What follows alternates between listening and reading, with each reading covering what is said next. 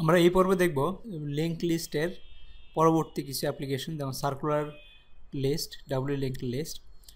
তো আমরা circular list দিয়ে শুরু করবো এই ভিডিওতে, এবং এর পরের ভিডিওতে আমরা করব ডাব্লিউ লিঙ্ক লিস্ট। তো আমরা এর আগে আগের ভিডিওতে যে লিঙ্ক লিস্টগুলো দেখেছি সেগুলো ছিল single link list. Single link list বলতে আমরা লিঙ্ক একটা এইদিকে শুধু ট্রাভার্স করে যেতাম, এইভাবে ট্রাভার্স করে যেতাম, সিঙ্গল ওয়ে আমাদের ট্রাভার্স করতে হতো, কিন্তু বিহাইন্ডে আসতে পারতাম না, আমাদের প্রথম থেকে শুরু করে লাস্ট পর্যন্ত যেতে হতো। তো আমরা এখন দেখব circular link list, double link list.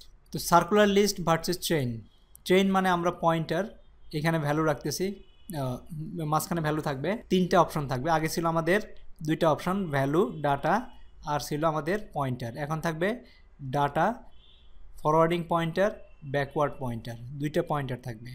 তো সার্কুলার লিঙ্ক লিস্ট হচ্ছে যে আমরা যদি স্কোয়ারের মতো দেখি, যে আমাদের যেখান থেকে শুরু হবে এখানে গিয়ে শেষ হবে। তার মানে হচ্ছে আমরা প্রথম এলিমেন্টসে দুইটা পয়েন্টার থাকবে, একটা পয়েন্টার হচ্ছে পরবর্তী যদি কিছু থাকে সেটা পয়েন্ট করবে, তার প্রথমটা হচ্ছে লাস্টের যেটা থাকবে সেটা পয়েন্ট করবে, আর সেকেন্ড যে আইটেমটা থাকবে, সেকেন্ড আইটেম তার প্রিভিয়াস আইটেমকে পয়েন্ট করবে এবং নেক্সট আইটেমকে পয়েন্ট করবে।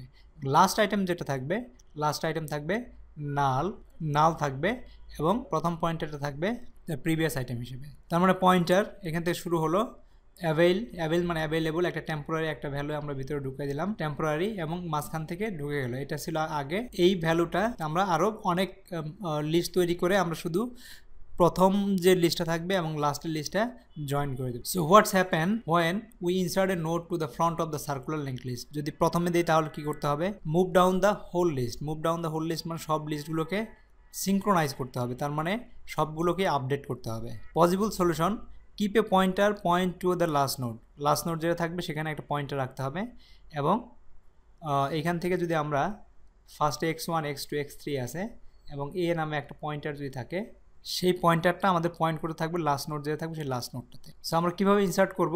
ইনসার্শনটা হবে অ্যাট দ্য ফ্রন্টে। যদি ইনসার্ট করি আমরা প্রোগ্রামিংভাবে কীভাবে করব? আমরা পয়েন্টার দেব এবং নোডটাকে পাঠাবো। Insert a node in the list with head pointer next is empty. পয়েন্টারে দেখি যে আমরা এমটি কিনা। যদি পয়েন্টার থেকে আমরা নোডটাকে, যে নোডটা আমরা পাস করলাম সেখানে আমরা ভ্যালু অ্যাসাইন করে দিলাম। তো নোড ডট নেক্সট, এখন নোডের নেক্সটে রাখবো আমরা নোডকেই, তার মানে সে নিজেকে পয়েন্ট করতেছে। এলস যদি এমটি থাকে তখন এই কাজটা করব, আর যদি এমটি না থাকে node dot next equals to যে পয়েন্টারটা আছে পয়েন্টারের নেক্সট, ওই পয়েন্টারের নেক্সট ভ্যালুটা আমরা এখানে অ্যাসাইন করে দেবো। তো পয়েন্টারের নেক্সট ইকুয়ালস টু নোড, পয়েন্টারের নেক্সটে নোড থাকবে।